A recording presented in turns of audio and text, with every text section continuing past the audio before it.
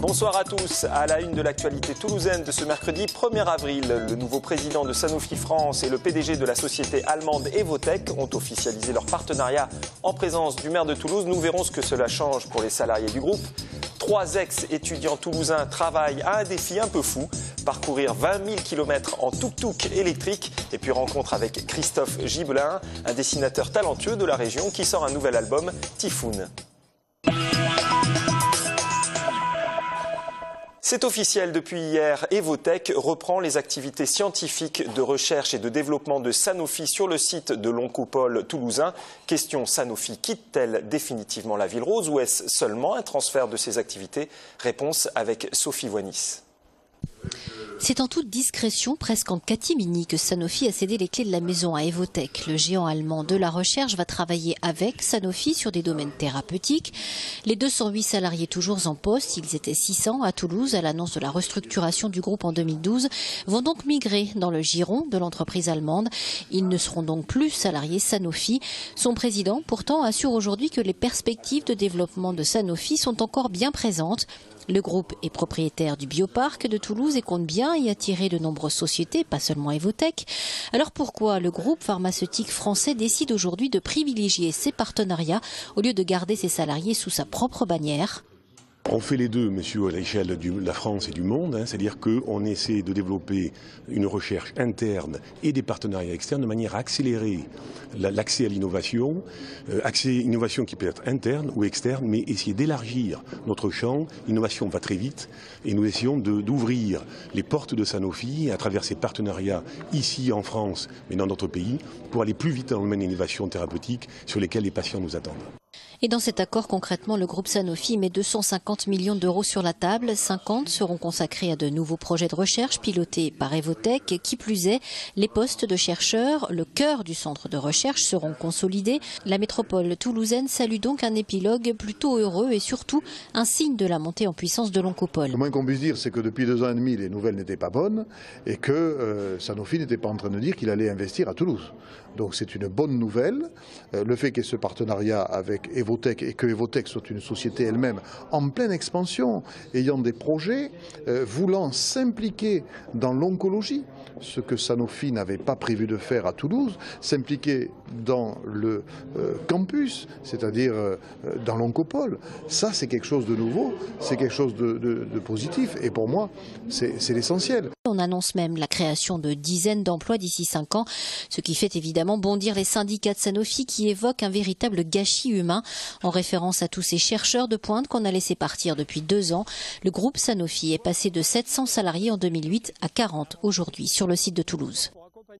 Une quinzaine d'auxiliaires de vie scolaire ont manifesté cet après-midi devant le rectorat, désormais situé dans l'ancienne caserne Niel. Si ces derniers ont réussi à obtenir au cours de l'année écoulée la transformation de contrats précaires en CDI, ils se battent désormais pour une revalorisation de leur salaire. On écoute Laure Février, accompagnante d'élèves en situation de handicap, au micro de Marlène Canal et de Alain Sorat.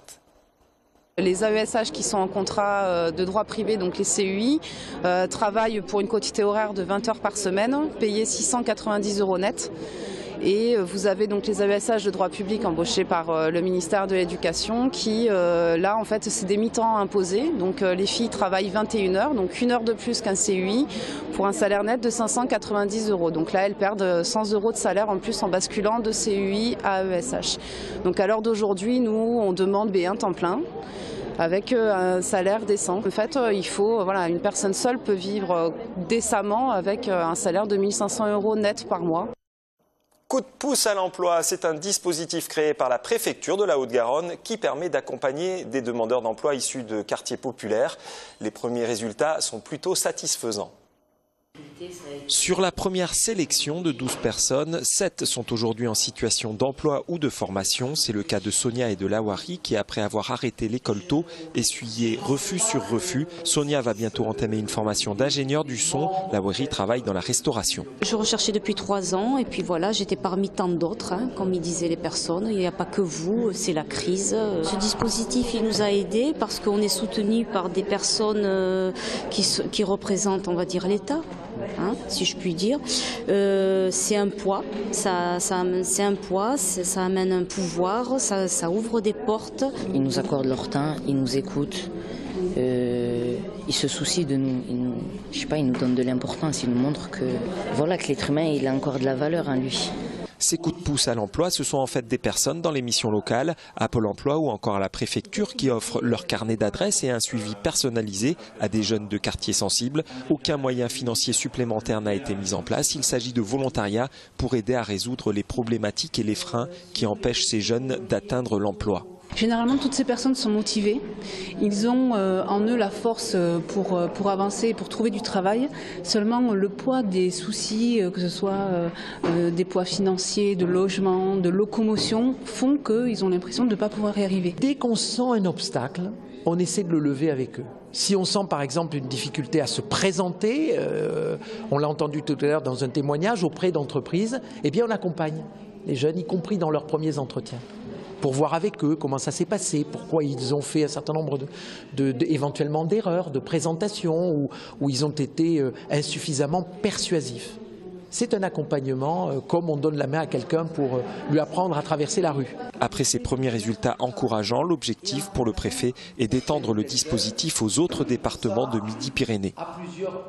L'Agence pour le développement économique et culturel Nord-Sud, basée à Toulouse, est une association à but non lucratif qui promeut le développement international et favorise la coopération interrégionale et internationale. Elle vient de recevoir une délégation hongroise très intéressée par la Ville Rose. Jean-Marc Lucas et Margot Tokajevic. En 10 ans, l'ADEC a reçu plus de 60 ambassadeurs. C'est la Hongrie qui, hier à Toulouse, venait parler affaires avec des acteurs privés et des acteurs publics locaux. Dans cette relation économique, obligatoirement, il y a une relation diplomatique.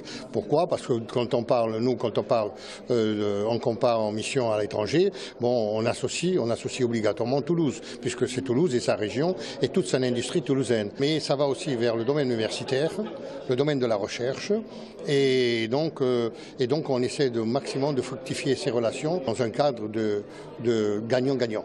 Toulouse est vue comme une ville de science par ce pays de l'Europe centrale. Nous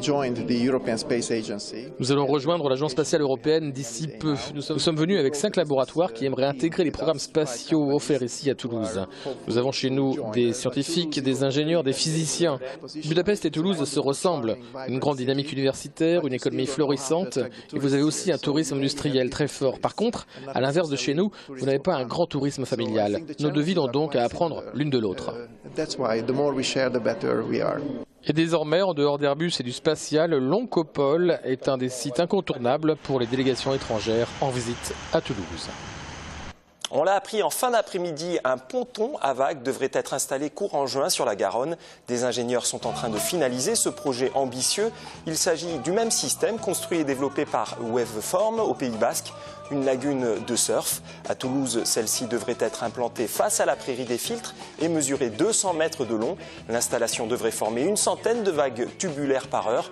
Des vagues qui pourront se dérouler sur plus de 220 mètres sans perte de puissance ou de forme. On murmure déjà que Toulouse pourrait accueillir une étape du championnat de France de surf l'an prochain.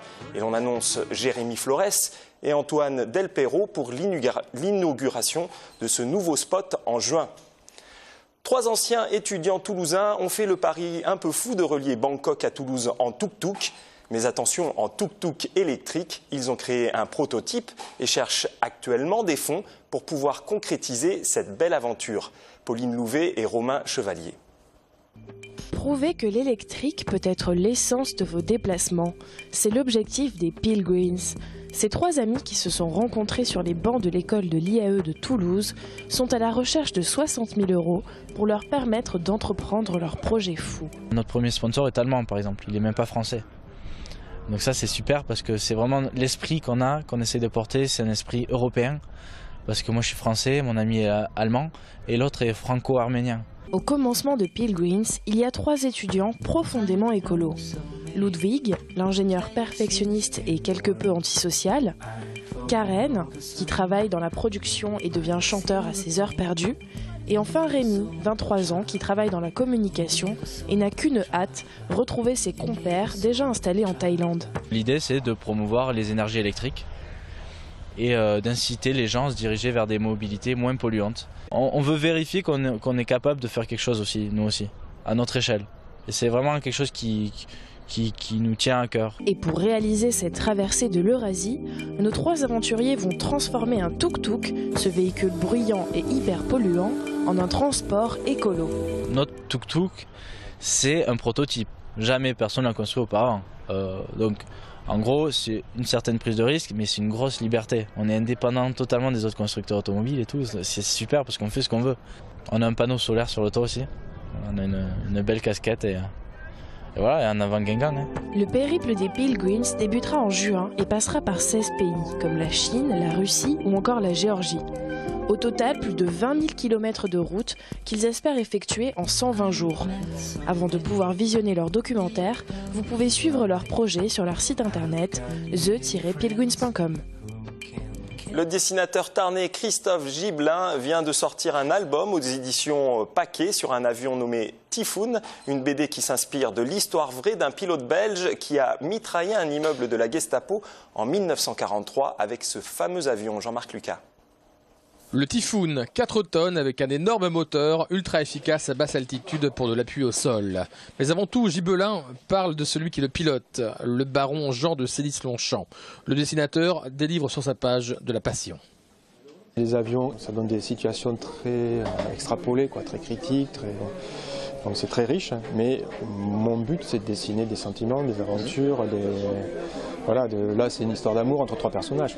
Ouais. Le dessin du personnage est influencé par le dessin de l'avion qui est à côté. Et donc si l'avion est très froid, en fait, le personnage va en souffrir énormément. Donc c'est bien qu'il y ait des déformations et des petites imperfections, un petit tremblement dans le trait qui suit l'avion, comme dans celui qui cerne le personnage.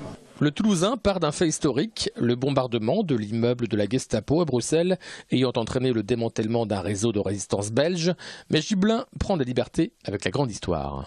Une théorie d'historien, c'est valable jusqu'à ce que la théorie d'un historien suivant la lui mette par terre. Donc la vérité, c'est dangereux. C'est très fluctuant. Donc la véracité, c'est beaucoup plus amusant. Moi, ce qui m'intéresse, c'est de raconter des mensonges monumentaux en les faisant croire, y compris à des historiens. Ouais. Et là, c'est jouissif. Donc, moi, j'aime bien qu'on me raconte les 3 petits cochons. Et ça, c'est pareil. Le tome 2 de ce diptyque est attendu pour la mi-2016. C'est ainsi que s'achève cette édition. Merci de nous rester fidèles et de nous témoigner un soutien indéfectible. Excellente soirée à tous.